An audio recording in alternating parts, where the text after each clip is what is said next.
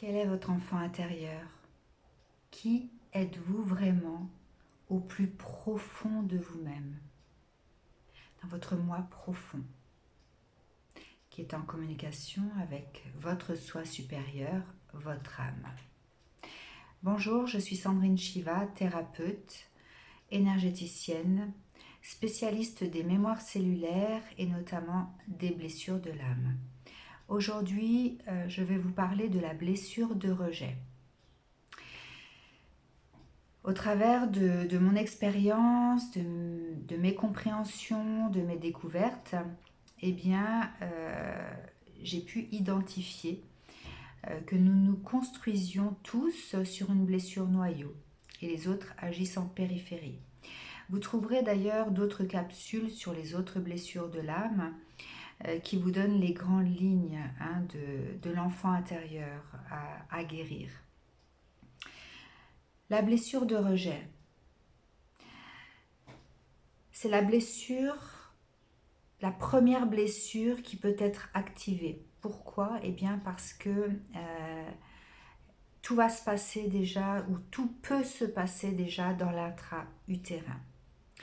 Imaginons, donc il y a plusieurs possibilités bien sûr d'activation, imaginons eh bien, que la première possibilité soit la présence de jumeaux, de faux jumeaux dans l'utérus de la maman, et que l'un des deux décide d'abandonner son parcours, son expérience de vie incarnée et abandonne donc l'autre qui reste, qui va jusqu'au bout de l'expérience. Celui qui reste jusqu'au bout de l'expérience, eh bien, peut ressentir le manque de l'autre, le fait d'être abandonné par l'autre. Donc pour lui, il y aura bien sûr la blessure d'abandon activée, parce qu'au départ, ils étaient à deux à vouloir expérimenter cette vie. Et puis, par cet abandon, eh bien, avoir peur d'aller jusqu'au bout de cette expérience. Avoir peur d'arriver dans la vie seul, non accompagné par son jumeau. Et du coup, eh bien, nous pouvons avoir ici des adultes qui rejettent complètement leur existence depuis leur naissance et qui ne trouvent pas leur place au sein de leur famille, au sein de la société, même en grandissant. Et du coup, on obtient des adultes en fait qui n'arrivent pas à se construire, qui n'arrivent pas à se construire matériellement, à se construire socialement, à se construire amicalement, sentimentalement. Des personnes qui errent dans leur vie sans forcément arriver à s'incarner, à vivre cette incarnation. La blessure de rejet, c'est quoi encore? Eh bien, ça va être l'enfant présent dans l'intra-utérin alors que la maman n'en a pas conscience. Et là, on va parler de déni de grossesse. Si la maman n'a pas conscience de la présence de son enfant, est-ce qu'elle était prête à l'accueillir? Est-ce qu'elle était dans cette volonté d'accueillir? Et l'enfant, en fait, ne ressentant pas cette reliance à sa maman, eh bien, peut avoir de façon inconsciente cette déduction qu'en fait, il n'est pas le bienvenu, il n'est pas attendu, il n'a pas cette connexion, cette fusion qui peut exister déjà dans le ventre.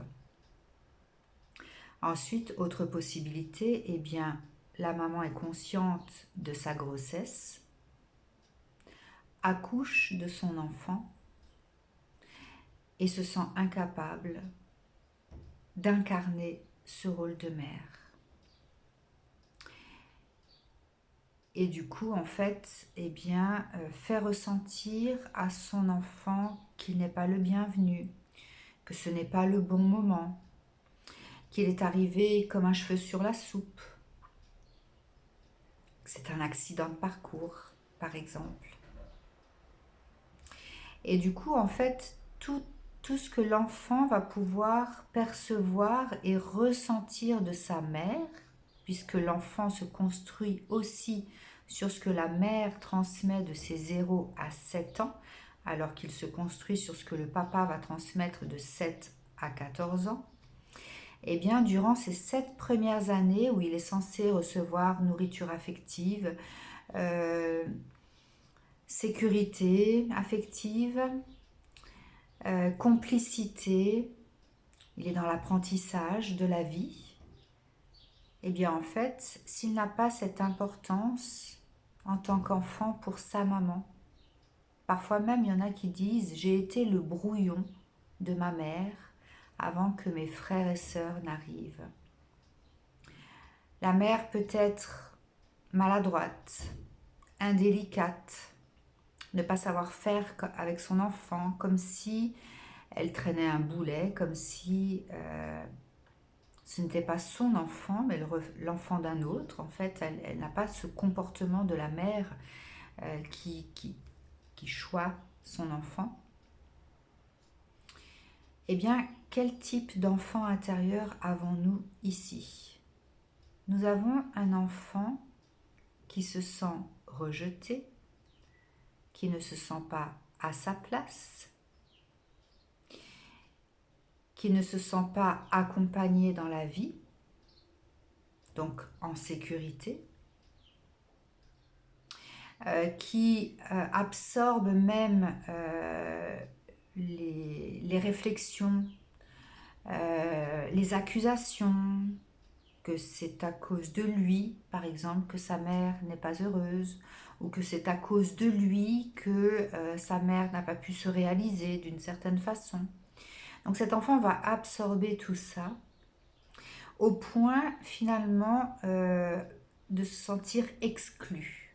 Nous avons un enfant intérieur exclu du cercle familial, exclu de l'amour parental, exclu du cercle amical. Peut-être que c'est un enfant qui va s'exclure, qui ne va pas arriver à trouver sa place au sein de son cercle d'amis d'enfance, dans son école, qui aura du mal à trouver sa place plus tard, eh bien,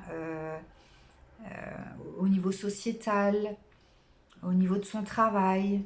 D'accord ? Ici, nous avons des enfants intérieurs qui sont toujours sur le qui-vive, de l'instabilité, du danger. Est-ce que si je ne suis pas accueillie par les autres, est-ce que je vais me sentir à ma place ?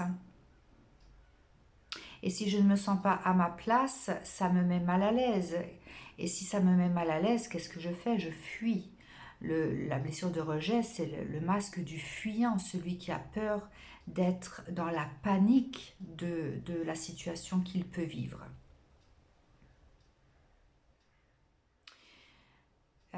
Très compliqué du coup pour celui qui vit la blessure de rejet de construire quoi que ce soit. Pourquoi? Eh bien parce qu'en fait, ça va l'empêcher d'une certaine façon à accepter un quelconque engagement. Parce que personne ne s'est engagé pour lui dès sa naissance, donc comment peut-il lui par la suite s'engager dans quelque chose, s'engager dans une relation, s'engager dans un travail? Cette instabilité va l'accompagner tout au long de sa vie. Mais l'enfant intérieur qui s'est senti exclu de sa vie arrivera à guérir de ses blessures lorsqu'il arrivera à trouver sa place à l'intérieur de lui. Qui je suis? Pourquoi je suis venue au monde?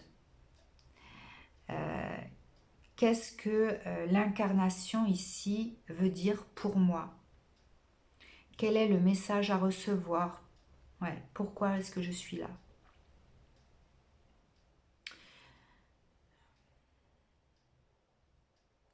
La panique, elle peut être reliée pour lui eh bien, au sentiment d'amour également. Si on m'aime,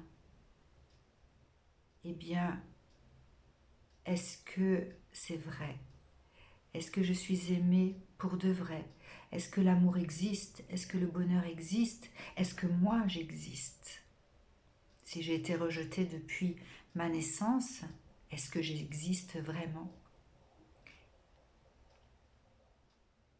Et si je suis capable d'aimer, eh bien, est-ce que cela correspond à la fin de ma vie, puisque je me suis construit sur l'exclusion?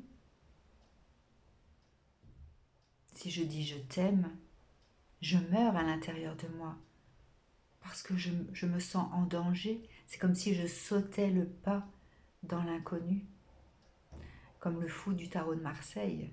L'amour est fou, je ne peux pas aimer si je ne me sens pas à ma place. Parce que si je ne suis pas à ma place à l'intérieur de moi, est-ce que je suis vraiment là? Voilà pour la blessure de rejet. Si jamais vous souhaitez aller plus loin dans cette exploration, si vous vous sentez, si vous vous reconnaissez eh bien, dans cette blessure, n'hésitez pas à aller visiter mon site internet. Dans les ateliers, je propose l'exploration des blessures de l'âme de différentes façons. Voilà, je vous dis à bientôt pour la suite.